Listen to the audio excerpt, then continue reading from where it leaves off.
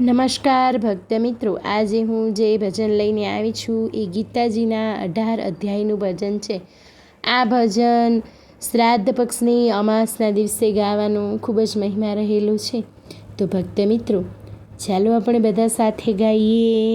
ગીતા રે રચીને કાને ચીંધ્યો જીવન રાહ, એને રસ્તે ચાલે તેનો મટે અંતરદા.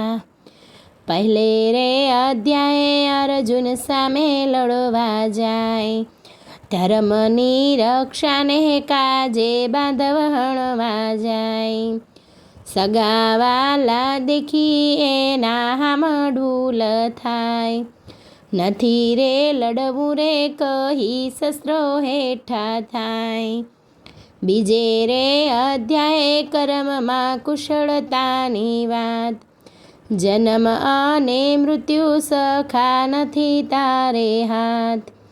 જન્મ્યો તે મરવાનો એ તો નિશ્ચય વાત, આત્મા તારો અમર રહેશે નથી એને ઘાત. ત્રીજે રે અધ્યાય કે છે કર્મ તારું કર, કર્મ વિનાના દુનિયામાં થશે કોઈ પર. કામ તારી બુદ્ધિમાં છે વસ એને કર, કામ વસ થાતા તારા ખૂટે પાપ થર. ચોથે રે અધ્યાય વાલો વચનમાં બંધાય, ભક્તો કેરી રક્ષા કાજે ધરું છું હું કાય. સાને કાજે કર્મો છોડી નિર્ણયમાં બંધાય, સાચી શ્રદ્ધા હૈયે રાખી સોંપી દેજે કાય.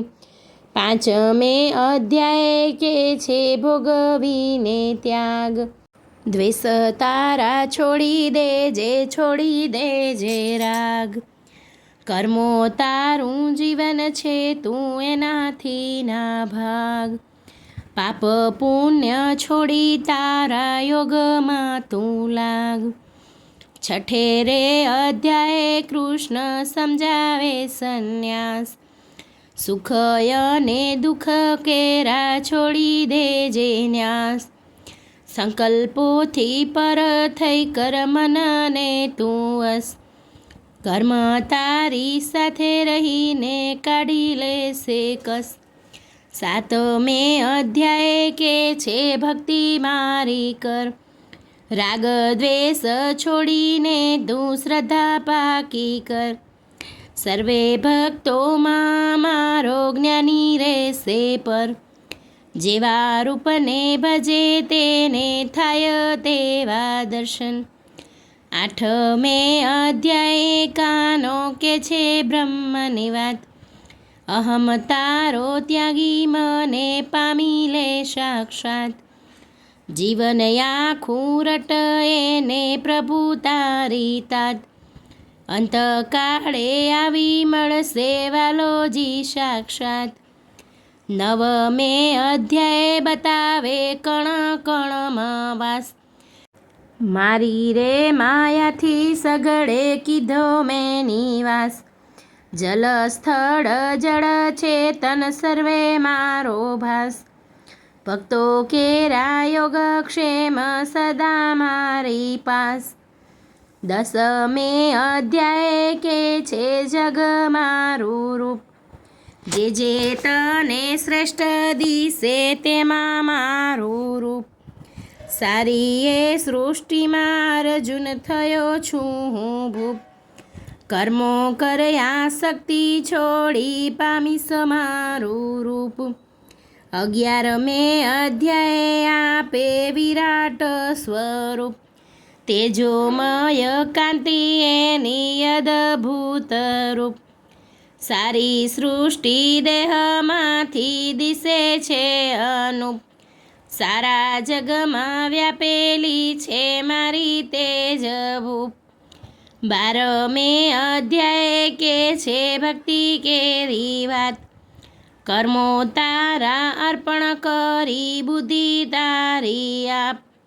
સ્વાધ્યાય કેરા જોરે તારી ઈચ્છા વસ રાખ, કર્મ ફળની આશા છોડી મન ચરણે રાખ. 13મે અધ્યાય કે છે તન મારું ક્ષેત્ર. ક્ષેત્ર છે આત્મા તારો તેજ મારું નેત્ર. સર્વેને સમભાવે પેલી રાખો ખુલ્લા નેત્ર. ઉદ્ધાર આત્માનો થાશે ઉજળશે ક્ષેત્ર. 14મે અધ્યાય કર ત્રિગુણ કેરી વાત. સત્વ રજ ને તમો ગુણથી બની તવ જાત. 3 ગુણથી પાર થઈ જતી લે તું તાત. તને બ્રહ્મ સહેજ મળશે પામી લેશે ત્રાત. 15મે અધ્યાય કે છે જન પીપળ વૃક્ષ. કર્મો કેરા બંધન જેના માયાથી અતૂટ. વૈરાગ્યોના શસ્ત્રો વડે પડે તેમાં તૂટ. જગ કેરો પાલનહારો પ્રભુ તારો ભૂપ. 16મે અધ્યાય પ્રભુ કે છે દેવી સાસ. કામ ક્રોધ લોભ છોડી દયા હૈયે રાખ. આસુરી ગુણોથી તારો અધમ થાશે જાત. આત્માના ઉદ્ધાર કાજે ધસી દેજે જાત. 17મે અધ્યાય કરે શ્રદ્ધા કેરી વાત. જેવી જેની શ્રદ્ધા બેસે તેવી તેની જાત. સત્વ ગુણો ફળ છોડી સત્કર્મે જોડાય. હરિઓમ તત્સ એ છે જીવન કેરો સ્ત્રોત. 18મે અધ્યાય કે છે ત્યાગ કેરો મર્મ. કર્મ તારા છોડવામાં નથી ત્યાગ ધર્મ. કરતા કેરો ભાગ છોડી સંભાળી લે કર્મ. કર્મ કરતા દેહ છૂટે એ છે તારો ધર્મ. પ્રજ્ઞા ચક્ષુ ખુલી જાતા અર્જુન શરણે જાય.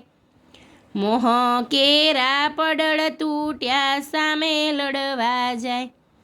જે કોઈ ભક્તો શરણે જાય ઘરે વાલો ખાય.